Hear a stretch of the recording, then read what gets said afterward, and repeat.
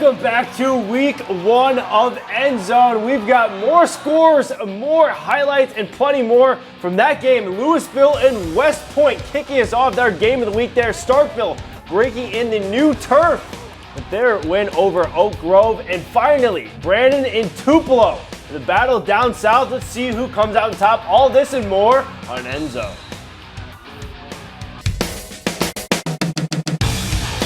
WCBI Sports EndZone Show with Carlo Barone and Avery Cameron is brought to you by Carl Hogan Toyota, Fastnet, powered by Ford County, and Clark Beverage Group.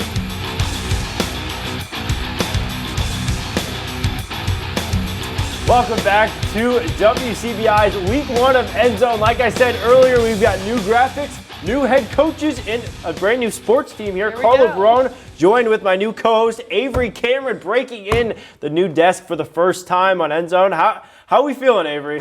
It's a lot. I'm not gonna lie to y'all. It's a lot right here, but it's okay. We got it. It's gonna be great. Hey, Mississippi High School football is a lot. If I can tell you anything, being from Indiana, I mean, it down here is just different. I know they always clown people, and the SEC is always different. But let me tell you, football in the South, I mean, you guys viewing don't need any introduction, but we've gotten quite an introduction. And week 1, it was no different. We've got plenty of great scores and great starts to the season. Not so great starts to the season, but overall, what are your biggest takeaways before we get into all this action? I mean, this is great. It's so exciting. I mean, like we said earlier, we got to know these guys throughout the summer. We got to know the coaches. We got to know the team. And so seeing them actually get to play this season has been one of the biggest things that I've enjoyed. And another thing we will enjoy is our game of the week between West Point and Louisville. For the 4th straight season, we'll head out to Louisville for this one. I was at this game. It was a great one to be at. Let's check out the highlights. The WCBI EndZone Game of the Week, presented by Carl Hogan Toyota. Check out this 2025 Toyota Tacoma from Carl Hogan Toyota. Look at that interior, guys. Let me tell you, the Apple CarPlay, splendid. It was comfortable, it was fast, it was a great ride. It got me to the game of the week in style. I mean, look at that thing. The black on that truck, come on. Also the black on the uniforms of Louisville as they run out the tunnel trying to beat West Point for the 4th straight season. We will start here in the first quarter. Green Wave quarterback Quentin Thompson gashes up the middle. The little guy with the big move, the spin move that is, into big man territory there in Wildcat territory. And we'll go a few more plays later. You know West Point's going to run smash mouth football. What a way to start their season with a touchdown on their opening drive. The Green Wave punch it in, but they were not able to get the extra point, so now they lead to 6-0. Brett Morgan looking on his team with an early lead. Wildcats looking to respond now. Zayden Jernigan again gets the carry. He's going to go up to the left, take him near the red zone. Yet 4-star running back clearly getting the boatload of the carries there. And of course, on this one, he's going to break pretty much every tackle on the West Point defense, dive into the end zone. He's fired up. He's got the Wildcats' first touchdown of this season. They would make the extra point, which would be very crucial in this one. They lead 7-6 at halftime, but in the end, West Point gets the last laugh, and they win this one on the road for the first time in 4 years. They win 9-7. And moving over to Starkville High School, late in the first quarter, Jamarion Reese put the first points on the board. Moving over to Oak Grove, quarterback Helen Hall tosses deep to Draylon Warner to put the Warriors in scoring position. The Warriors up 13-3. Look at those. Look at that student section. Their chests are all painted. You love to see it. Making strides down the field with the Yellow Jacket, first down. And then they had a little dance circle going on. It was great. Quarterback keeper, the Jackets moving before ultimately resulting in the Warriors leaving them at their own 1-yard line. They had to punt this one out, and so here we are at the Warriors' 1-yard line, giving the Yellow Jackets an opportunity to make some big defensive plays. And here we go right here, big defensive play, leaving them right near that 1-yard line where they got that ball. And Starkville ended up on top, 57-54. We were talking about that score earlier, going just over 100. What a way to break in the new field here. We'll head to Brandon and Tupelo, number 1 versus number 2, and that's not a way to start for either of these teams, as Tupelo now loses the football and Brandon recovers it.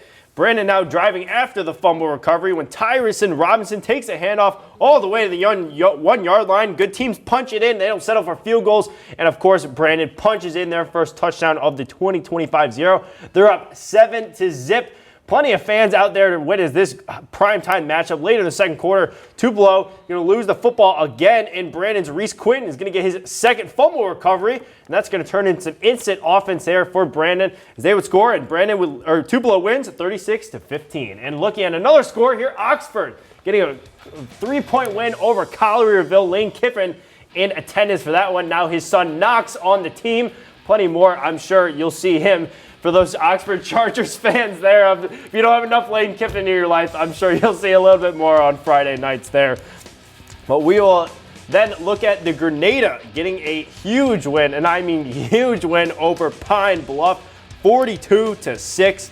What a win there, and what a way to start for Grenada after they finished their season in the state championship last year. What a win there to start their season off. Then we'll head to Houston and Columbus. Houston and Columbus. Columbus running on the field. Columbus quarterback Dycron Henderson throws a deep pass to Cameron Mitchell, but ultimately it's ruled incomplete, setting them back just a little bit.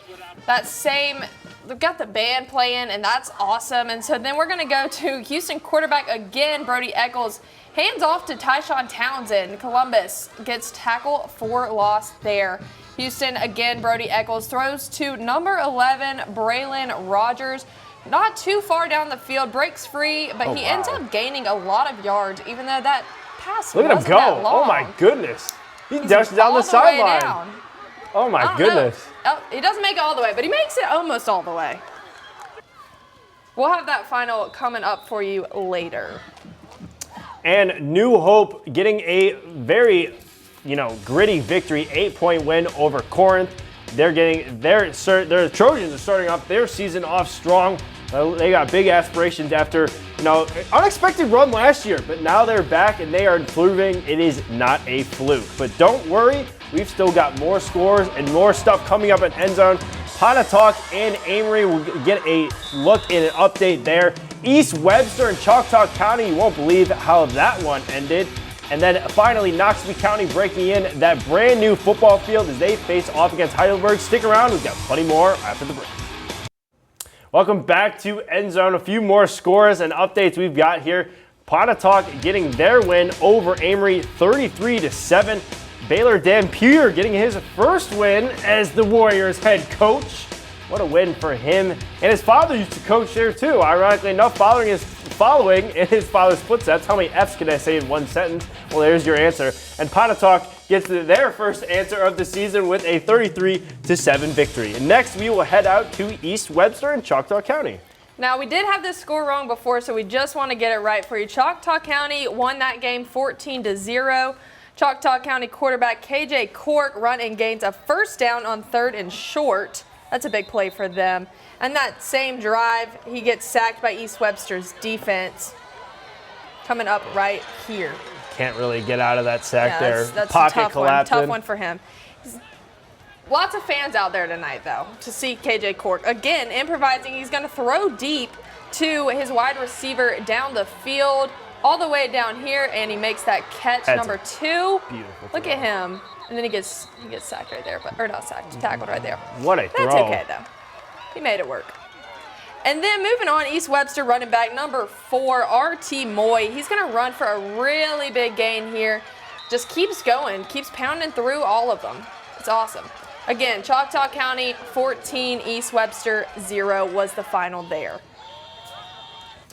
And Lafayette getting a massive win. Wow. I mean, you really can't write it up better than that. I mean, I get to the bottom with a 56-0, but hey, a 51-0 win over Woodale.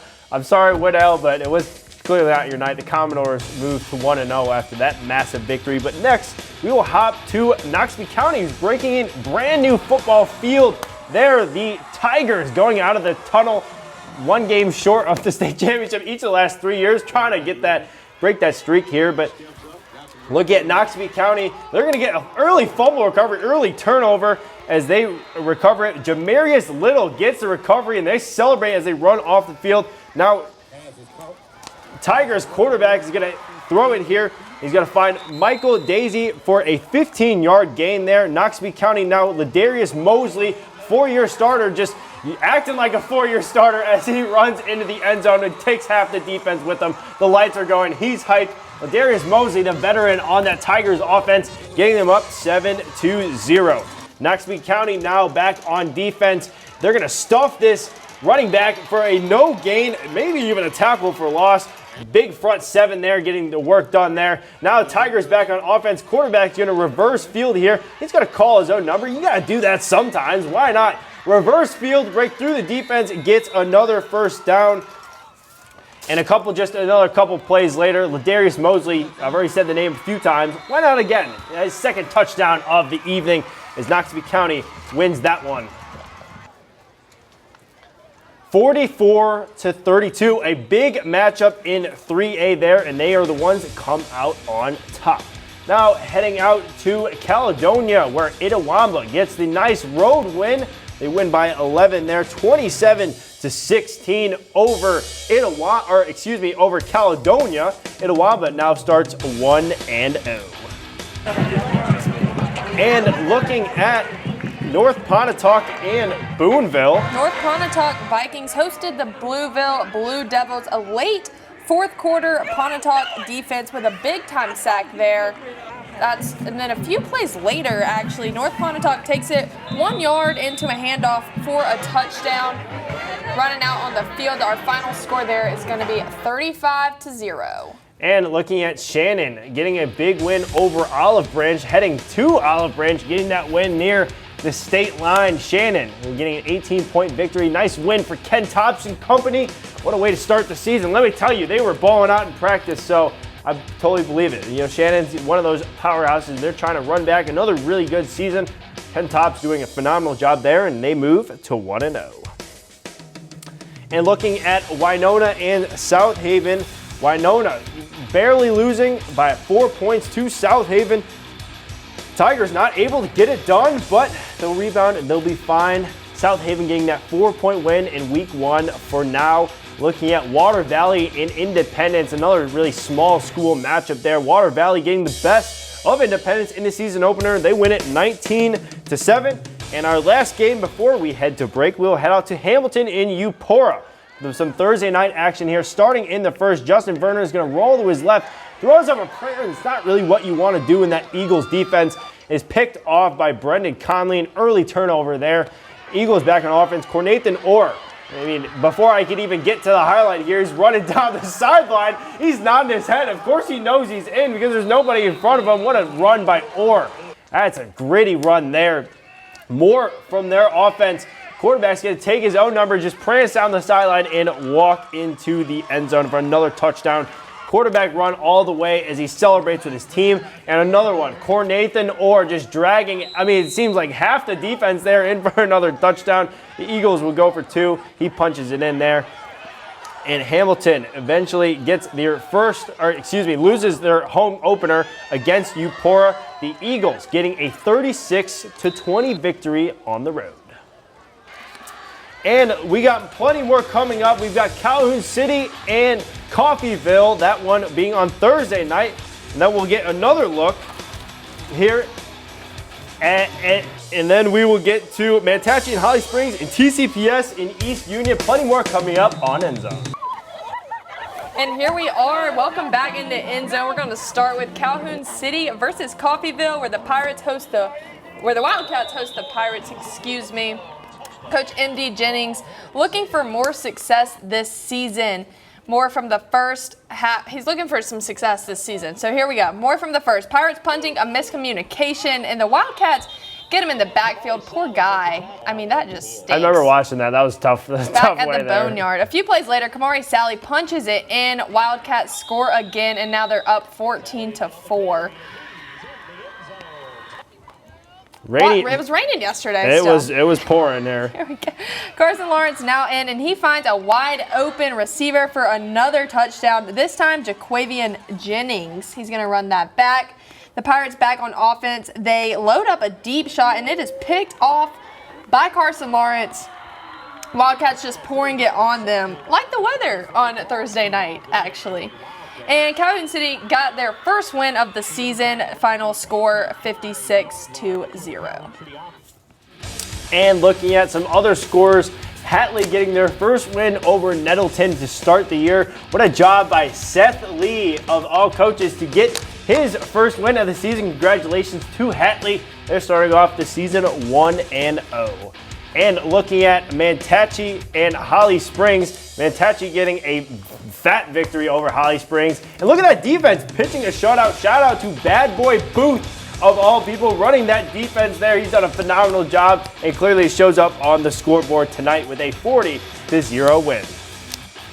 And looking at some other scores, Belmont getting their gritty 2-point win over McNary Central, 36-34. Belmont starts the season 1-0. McNary Central, not so much, but it's okay because close game, could have played them a little bit better, but you know, that's what happens in 2-point games. It's a game of inches. They always say that about football, and clearly right here as it's 2-point win, that is no different. And looking at TCPS and East Union, TCPS is actually going to get this victory. Excuse me, our score is a little bit incorrect. TCPS wins, and they're going to win big, 42-13. And then look at Nanawoya over Vardaman.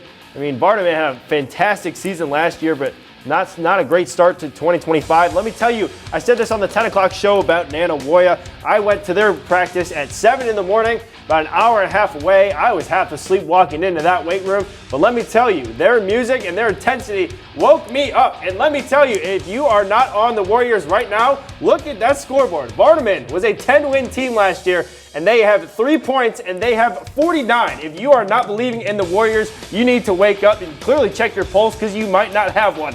Nanawoya getting that victory 49-3. And then you've got Myrtle, Luke Conley and company getting that win 29-12 over Faulkner. 17-point victory. Great defense there, clearly just holding the Faulkner only to 12 points. So nice job for Luke Conley and company. And next we will head to West Lowndes. West Lowndes, they worked their way down the field, just one first down at a time, starting with this second half, running this punt return for their first, actually, of the second half, pushing further and further. Quarterback Jalen Ellis with a deep keeper will keep them moving further with some love from the Bickersville guys afterwards. Love to see that. Band's playing, it was loud and awesome. He's got these short passes actually down to a T. Watch this, he'll toss not too far down the field where they'll pick up, allowing him just toss it down the field again. And then we're going to toss it yet again, just a little bit down the field. Here we go, a little bit further this time, and another first down for the Lions. For West Lowndes, yeah. Yep, and then one more, back to another short little flea flicker to get them some inches down the field again, handing it off to the same go-to guy. Final score 34-8, Bickersville. And getting a very quick look here, Oak Hill shutting out French Camp 22-0. Not a great start for French Camp, but they'll rebound because that's what they do there in French Camp. So we got plenty more end zone after the break, but we will have more scores and everything when we come back. Welcome back to End Zone, our 11 p.m. edition. Smithville and Ashland. Smithville debuting a new head coach, and they're also debuting their first 2025 edition of their offense. Our cameraman kind of getting not in the middle of the play, but almost getting hit there. Peyton Cook is going to keep it in and keep it there. But fourth and goal here. Cook tries to take it in, but he's stopped just shy of the line. He's not going to get there, and they turn it over on downs. Now we'll move to Ashland, kind of taking over there at the 1 yard line. Drops the ball, drops it a few times. It is all on the ground, and they recover it for a safety. That defense doing that job. 2-0 Seminoles early. Later in that drive, Riley Eaton is going to run this one. He's going to throw it, excuse me. He's going to throw it deep, and he's going to get picked off by Smithville. And the Seminoles would get a shutout win. Jimmy Youngskir's his first victory as head coach. They win it 14-0. Now we've got some academy scores. Can't leave out those schools. Got to give them some love. Columbus Christian right down the street. They're getting a Nice win over Benton Academy, 54-34. If you had the over in this game, I'm sure it hit because they put that one clearly to bed with that one with the 20-point victory there. What a win for Columbus Christian to start off their season. And looking at Heritage in Winston Academy, Heritage Academy getting a 41-14 victory. I was at the game of the week, Louisville West Point, and they announced this score. It was 14-21-0. They kept announcing them. I mean, it sounds like it was over before it even started. So they clearly put that one also to bed. 41-14 victory there. Heritage getting on top. Winona Christian getting a massive victory over in Indianola Academy, 49-7. Really kind of just mossed them on that game. It's not really just going over the top, kind of just dominating themselves in that game. Indianola Academy going home with a 42-point loss. Winona Christian going to sleep happy tonight. Fayette County now getting a 49-6 victory over South Lamar. We head over to Alabama. Thank you to that wireless caller who called in that score as well. I'm sure the viewers will also be thanking you with that one. 49-6 over South Lamar. Fayette County walks away 1-0, and they will sleep tonight victorious. And finally, we go to our last score of the night between Gordo and Bibb County. That's 2 straight, if for the people at home in West Point, maybe, or the people in Gordo who are fans of Chris Chambliss. He moves to 2-0 with his other Green Wave. There's plenty more Green Waves I'm sure he'll coach in his career. But Gordo Green Wave now 2-0 with a 36-33 victory over Bibb County. What a start for Chris Chambliss as he has started to establish himself just over the state line. But they walk away with a 3-point victory after winning only by 2 last night. So 2-0, but also with a point differential of only 5. That's a way to do it in the close ones there in Alabama. The Fastnet Speed Play, brought to you by Fastnet, powered by 4 County. Fast, affordable internet service from the people you know. And our Fastnet Speed Play of the night is, of course, the Noxubee County Tigers. Look at that brand new field. That just looks nice. I just feel, I feel like that field's just beautiful. And clearly they got that big logo and they're playing well as they get that massive victory in 3A over Heidelberg. They are our Fastnet Speed Play of the night. There's plenty of speed on this play here and a lot of other plays the Tigers usually do. Teddy Young sets them up really nice and they get that 44-32 victory over Heidelberg. They're playing to go to a 4th straight state championship there in 3A. Let's see if the Tigers can do it. But, Avery, this is our first end zone and a lot of big plays in Mississippi high school football. What's your biggest takeaway of the night? My biggest takeaway is just the amount of teams we have. We have so many of them. And you know what? It makes it so fun. And so we get to see everybody all around basically the state of Mississippi. Yeah, and let me tell you, those high school football tour going all the way to 60. I mean, we got 60. High school round, so. Yeah, it's nice because you get to meet the kids, you get to meet the coaches and see really how the teams develop. And one of those teams that we really saw develop, I saw it personally in front of my eyes. I went to Louisville and West Point. Our game of the week, Green Wave getting a massive victory for the first time in a few years over the Wildcats. Awesome. So what a way to start out and what a way to end our first show at EndZone. Avery, thank you so much for joining us and we will see you guys next week. WCBI Sports EndZone Show with Carlo Barone and Avery Cameron is brought to you by Carl Hogan Toyota, Fastnet, powered by 4 County, and Clark Beverage Group.